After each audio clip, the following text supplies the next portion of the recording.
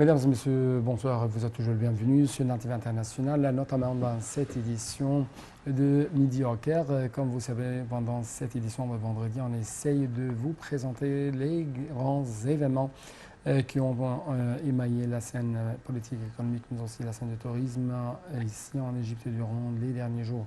Donc, un tout petit moment, après ça, on va être ensemble pour se lancer dans ce monde égyptien.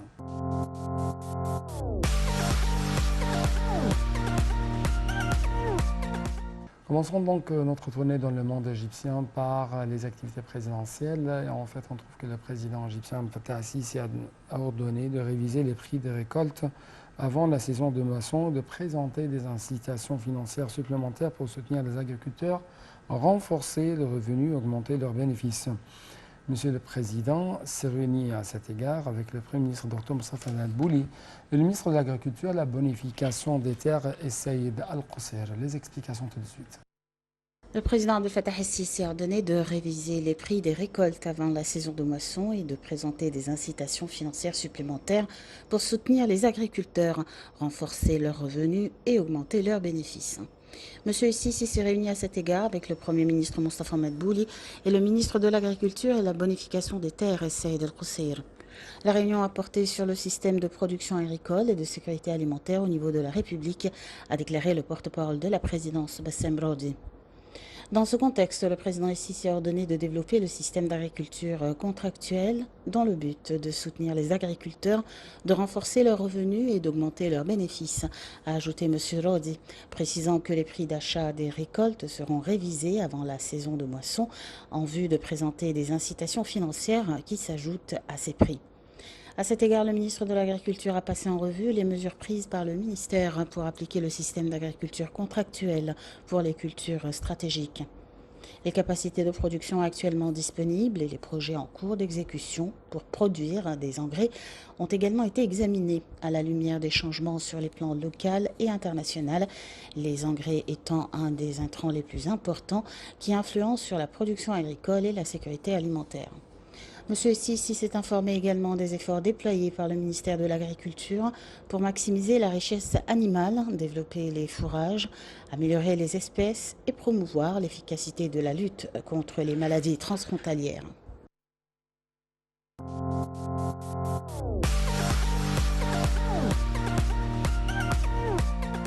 Le Conseil des ministres s'est réuni sous la conduite du Premier ministre Moustapha Madbouli à la nouvelle capitale administrative de l'Égypte pour discuter d'un certain nombre de dossiers politiques, économiques et sociaux, des derniers développements sur la scène mondiale, des répercussions de la crise russo-ukrainienne, de la propagation du coronavirus et de la disponibilité des vaccins. Le Conseil des ministres aborde en fait un certain nombre de dossiers importants, de projets de loi et d'arrêtés ministériels visant à créer une renaissance à tous les niveaux. Le commentaire. Le Conseil des ministres s'est réuni sous la conduite du Premier ministre Moustapha Madbouli à la nouvelle capitale administrative pour discuter d'un certain nombre de dossiers politiques, économiques et sociaux, des derniers développements sur la scène mondiale, des répercussions de la crise russo-ukrainienne, de la propagation du coronavirus et de la disponibilité des vaccins. Le Conseil des ministres a abordé un certain nombre de dossiers importants, de projets de loi et d'arrêtés ministériels visant à créer une renaissance à tous les niveaux, à assurer la stabilité économique et sociale, à encourager les investissements et à suivre l'achèvement des travaux de divers projets nationaux au niveau des gouvernorats de la République, y compris les projets de l'initiative présidentielle Vie décente pour le développement de la campagne égyptienne. La mise en place d'un paquet de protection sociale, la fourniture de denrées alimentaires aux citoyens, le contrôle des marchés, les infractions foncières, la mise à disposition des terrains industriels aux investisseurs, le développement des différents secteurs de l'État tels que la santé, le sport, l'enseignement et les transports ont été examinés au cours de cette réunion.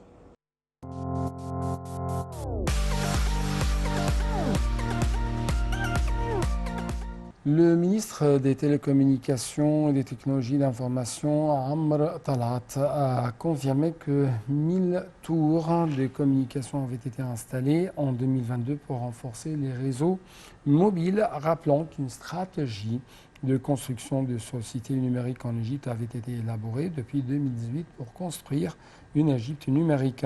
Ces propos ont été tenus lors d'un symposium organisé par le parti ou plutôt Futur d'une partie mardi soir pour examiner la stratégie du ministère des Communications en présence de Ashraf Rachad El-Sherif, secrétaire général et premier vice-président du parti, du député Ahmad Abdel Gawad, chef adjoint du parti, et le député Ahmad Badawi, chef de la commission de communication des technologies de l'information à la Chambre des représentants.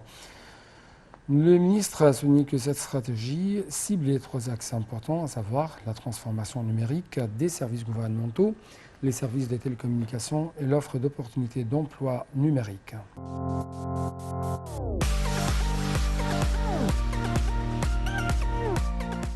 Le ministre égyptien du pétrole et des ressources minérales, Tariq El-Molla, a déclaré mardi que la région de la Méditerranée orientale était devenue une source fiable de gaz pour le marché européen. M. El-Molla a fait ces déclarations lors de sa participation à une table ronde organisée en marge des activités de la conférence Gaztech 2022 à Milan, en Italie, et ce en présence de Natacha Peledas, ministre chypriote de l'énergie, du commerce et de l'industrie. Le ministre a souligné l'importance de la coopération et de l'action conjointe pour accélérer le développement et l'exploitation des réserves de gaz qui abondent dans la région à la lumière du système de coopération et d'intégration fourni par le Forum du gaz de la Méditerranée orientale. Le mémorandum d'entente tripartite a été signé en juin dernier sur la coopération dans le domaine du commerce, du transport et de l'exportation de gaz naturel entre l'Égypte, Israël et l'Union européenne sous l'égide du Forum de gaz de la Méditerranée orientale et en présence du président de la Commission européenne.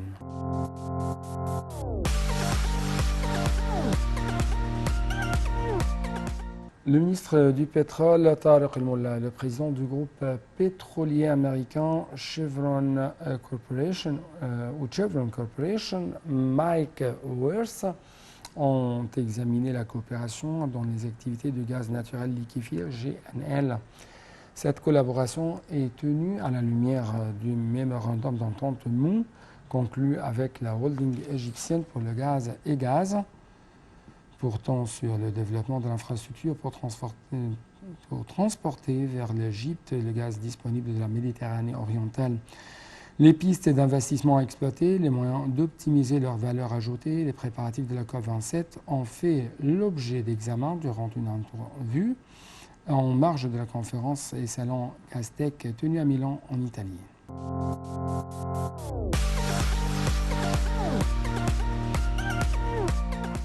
L'État égyptien cherche à améliorer le niveau des services offerts aux citoyens par le biais du secteur de communication et des technologies de l'information, en particulier aux habitants des villages dans le cadre de l'initiative présidentielle Vie décente. C'est ce qu'a affirmé dimanche le Premier ministre Dr Moustapha Madbouli.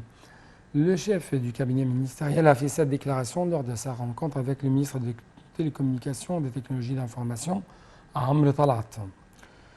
Ce dernier a abordé les efforts déployés pour développer le réseau d'Internet afin d'améliorer le niveau des services offerts dans ce contexte, évoquant l'objectif de propager les services de fibre optique.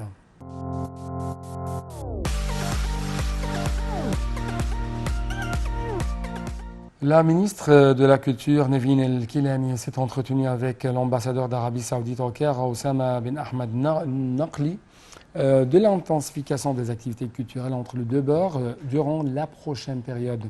Dans un communiqué publié, Mme El-Kilani a souligné la convergence des vues des deux pays au niveau officiel et populaire, confirmant que le Royaume jouit d'une place de choix auprès de tous les Arabes et des Égyptiens en particulier. Elle a jugé important l'échange des expertises dans le domaine créatif et d'une manière digne de l'histoire du patrimoine des deux pays. Le diplomate saoudien a affirmé l'étroitesse des rapports reliant les deux pays, tout en mettant en évidence l'influence de la culture et de la civilisation égyptienne sur les peuples arabes et aspirant à l'intensification de la coopération culturelle entre les deux côtés.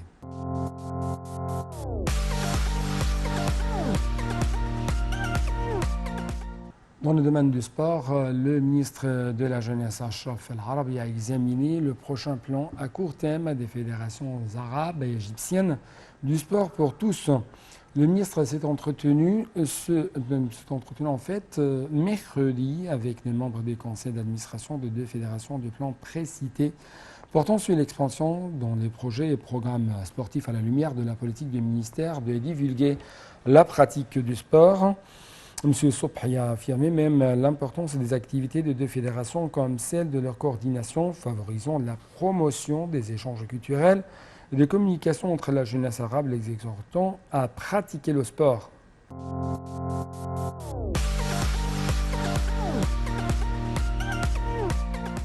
Le commandant général des forces armées, ministre de la Défense et de la Production militaire, le général Mohamed Zaki, a assisté à une cérémonie pour honorer le joueur et les organes techniques et administratifs qui ont réalisé des exploits sportifs au niveau local et international pour l'autorité des sports des forces armées, ainsi que les sportifs distingués de la Ligue sportive des forces armées pour l'année de formation 2021-2022. La cérémonie a commencé par la projection d'un film documentaire préparé par l'administration des affaires morales sur l'histoire de l'autorité des sports des forces armées, les exploits des héros. Y ont également assisté le ministre de la Jeunesse et des Sports, Dr Achraf Sobhi, le chef d'état-major général des forces armées, Oussama Askar, les dirigeants des forces armées, le président du comité olympique égyptien, ainsi qu'un certain nombre de dirigeants des fédérations sportives et de comités olympiques, des critiques sportifs et des stars du sport et des médias.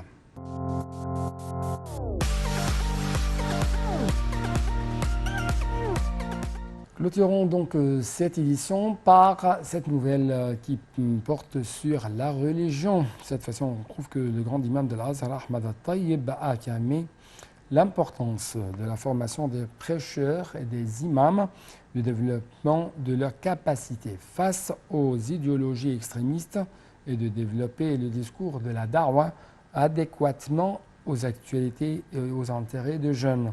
Le grand imam a accueilli le ministre des Waqf Mohamed Mokhtar Gomra au siège de l'institution de l'Azhar en vue de l'informer des préparatifs de la 33e conférence du Conseil suprême pour les affaires islamiques sur les formes, modalités, acteurs et importance de l'ijtihad ou effort de réflexion.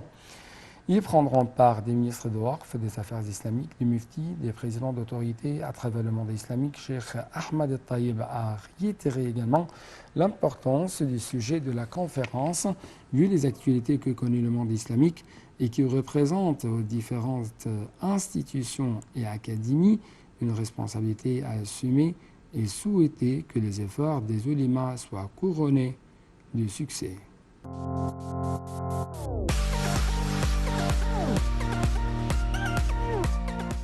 Donc c'était tout pour cette édition. C'est pourquoi permettez-moi de vous remercier infiniment pour votre attention. Toujours bon suivi de nos programmes sur l'antenne internationale.